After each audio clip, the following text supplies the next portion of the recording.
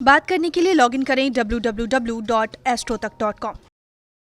माँ लखना के चरणों में नमन करता हूँ, बड़े बुजुर्गों को प्रणाम करता हूँ और बच्चों को ढेर सारा प्यार देता हूँ। आज चर्चा करेंगे ज्योतिष में पीतल के चमत्कारिक फायदे और क्यों हमें पीतल का ज़्यादा से ज़्यादा प्रयोग करना चाहिए, किस ग्रह को ये दर्शाते हैं, सब बताऊँगा। बस आप शेयर, सब्सक्राइब, लाइक करते रहिएगा और मुझसे डायरेक्ट जुड़ना है तो एस्ट्रोलॉजर प्रतीक भट्ट भाई कहाँ पे, फेसबुक और ट्विटर पे टाइप करके मुझसे डायरेक्ट जुड़िएगा। देखिए, पीतल में घर में खाना पहले बनाया जाता था, लेकिन कहीं ना कहीं चमकदारी दुनिया में चमकने वाली स्टील ने उसका स्थान ले लिया, क्योंकि हमें चमक पसंद थी और यही काम है राहु का।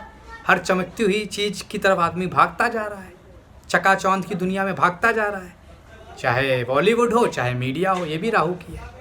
तो इसलिए पीतल से हम दूर हो गए, लेकिन पीतल के में खाना बनाना बहुत लाभकारी स्थितियां देता था।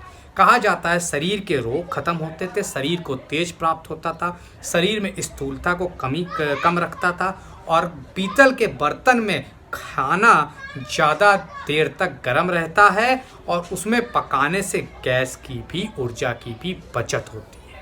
ये ज़्यादा मजबूत होते, आसानी से पचकते नहीं हैं, आसानी से टूटते नहीं हैं और शरीर को अत्यधिक ऊर्जा प्रदान करते हैं। अब पीतल बना किससे होता है? ये जनरली तो तांबे और ख़ास तौर से जस्ता को मिला के बनाया जाता है। पीतल शब्द पीत से बना हुआ है। संस्कृत में पीत का अर्थ होता है पीला और तथा धार्मिक दृष्टि से पीला रंग भगवान विष्णु को समर्पित माना जाता है। इसलिए पीतल धातु देवगुरु बृहस्पति को समर्पित है। जब भी आपके बृहस्पति कमज़ोर होंगे, लोग पीतल का दान या पीतल से रिलेटेड कुछ पूजा पाठ बताएंगे। धार्मिक पूजन पाठ में अगर आप ध्यान दें तो सर्वाधिक प्रयोग पीतल का ही होता है। वेदों के खंड आयुर्वेद में पीतल के पात्रों को भगवान धन्वंतरी का अति प्रिय बताया गया है, मतलब वेदों में भी इसका जिक्र है।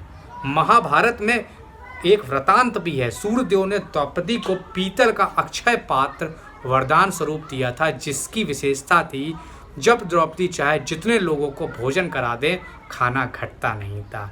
और जब ऋषि दुर्वासा आए थे तब भी कुछ इसी तरह की घटना हुई थी।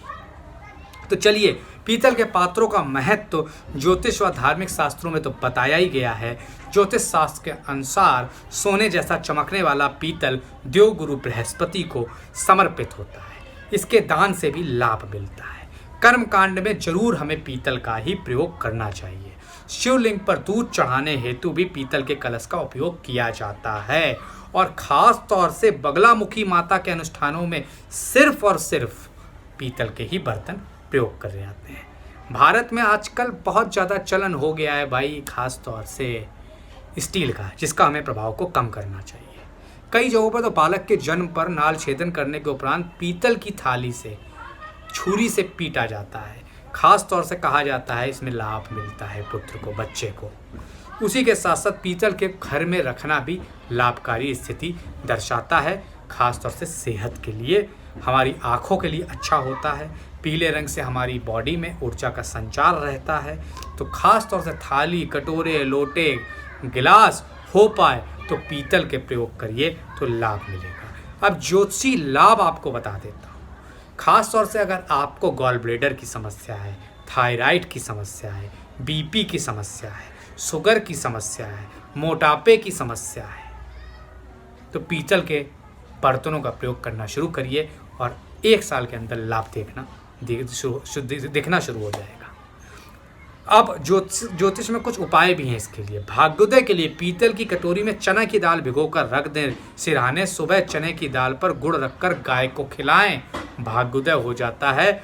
मात्र कहा जाता है ऐसा लगातार अगर आप 12 दिन कर लेते हैं तो भाग्य में परिवर्तन आने लगता है। 12 महीने बाद पूर्ण रूप से भाग्योदय हो जाता है।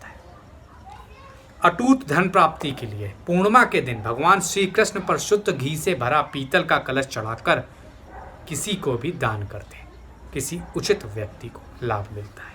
लक्ष्मी की प्राप्ति होती हेतु वैभव लक्ष्मी का पूजन कर पीतल के दिए में घी का दीपक जलाइए, या हर शुक्रवार को पीतल के दिए में लक्ष्मी माँ के आगे घी का दीपक जलाइए। देखिए कैसे माँ लक्ष्मी दौड़ी चली आएंगी आपके घर। दुर्भाग्य से मुक्ति पाने के लिए पीतल की कटोरी में दही भरकर कटोरी पीतल के नीचे रखिए, समेत पीपल के नीचे रखिए, लाभ मिलेगा। पीपल के पेड़ के नीचे की बात कर रहा हूँ। सौभाग्य प्राप्ति के लिए पीतल के कलश में चना दाल भरकर विष्णु मंदिर में चढ़ाने से भी लाभ मिलता है। माताओं, स्त्रियों, मेरी बहनों को शादी में या बच्चा होने में कोई समस्या आ रही है, पीतल के कलश में चने की दाल भिगो दें। अगले दिन बुधवार के दिन ये करें रात को, बृहस्पतिवार के दिन सुबह केले की जड़ में विष्णु भगवान का पूजन करें और वो गीली दाल चढ़ा दें।